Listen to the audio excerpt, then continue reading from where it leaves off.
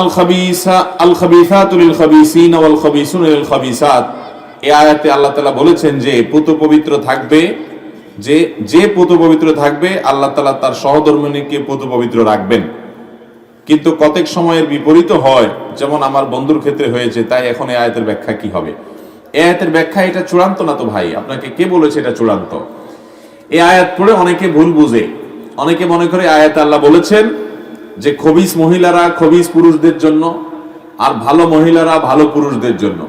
এই জন্য কোনো পুরুষ যদি নিজে খারাপ হয়, সে জানে তার চরিত্র ঠিকঠাক নাই, বহুত আকাম কুকাম করছে জীবনে, তো সে একটা পবিত্র পরিচ্ছন্ন ভালো মেয়ে তার কপালে আসলো, বিয়ে করছে, সে মিলাইতে পারে না, না এই মেয়ে ভালো হইতে পারে না, আমি তো 2 নম্বর মানুষ, অতএব আমার তো কপালে 2 নম্বরটা পড়ার কথা। সে নিজের বউয়ের প্রতি খারাপ ধারণা করে। এই আয়াত ভুল বুঝার কারণে, এটা আয়াতের মর্ম এভাবে নয়। এই আয়াতের একটা ব্যাখ্যা হলো, একটা প্রসিদ্ধ ব্যাখ্যা হলো, মন্দ কথা সেই সকল লোকদের জন্য যারা মন্দ, তারা মন্দর উপযুক্ত। এর মানে গালিগালাজ করা না, মানে সে মন্দ হলে তার প্রাপ্য মন্দ হয়, আর যদি সে ভালো হয় তার প্রাপ্য ভালো হয়।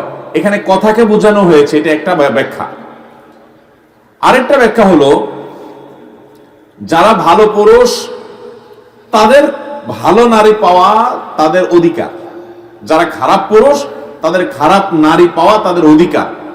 এর মানে এইটা না যে যত মানুষ ভালো হয় তাদের স্ত্রীরা সব ভালো হয়, যত মানুষ খারাপ হয় তাদের স্ত্রীরা সব খারাপ হয়। আল্লাহ এখানে কোনো সংবাদ দেন নাই, এটা জাস্ট তার উপযুক্ততা বলছেন যে তুমি খারাপ, তো তোমার খারাপই পাওয়ার হক এবং ওইটাই তোমার পাওয়া উচিত। তুমি ভালো, তাহলে তোমার ভালো পাওয়া উচিত, এটা তোমার প্রাপ্য। যার খারাপ পাওয়া উচিত, আল্লাহ দয়া করে তাকে ভালো দিতে পারেন কি পারেন না?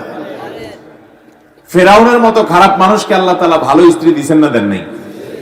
আবার আল্লাহ নবী লূত আলাইহিস সালাম এবং নূহ আলাইহিস সালাম, আল্লাহর 2 জন নবী নেককার বান্দা, তাদের 2 জনকে 2 জন স্ত্রী দিয়েছেন যে স্ত্রীরা তাদের প্রতি ঈমান আনেন নাই।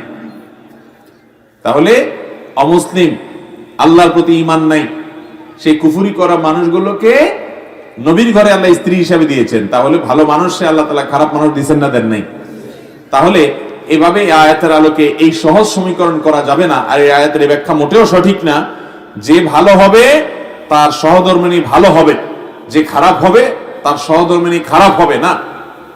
মানে এটা আল্লাহ রাব্বুল আলামিন, যদি আপনি এই ব্যাখ্যা নেন, কারণ এটা অনেক মুফাসসিরদের ব্যাখ্যা, তাহলে সেক্ষেত্রে এর অর্থ দাঁড়াবে যে ভালো তার প্রাপ্য ভালো, যে মন্দ তার প্রাপ্য মন্দ। কিন্তু এর মানে এই না যে সে মন্দই পাবে, আল্লাহ তাআলা দয়া করে তাকে ভালো দিতে পারেন। আবার একজন ভালো মানুষকে মন্দ মানুষ দিয়ে আল্লাহ পরীক্ষা করতে পারেন। আল্লাহ তাআলার কাজ হিকমত এবং রহস্য থেকে খালি না, বিধায় এর সম্পর্কে আমরা ভুল না বুঝি।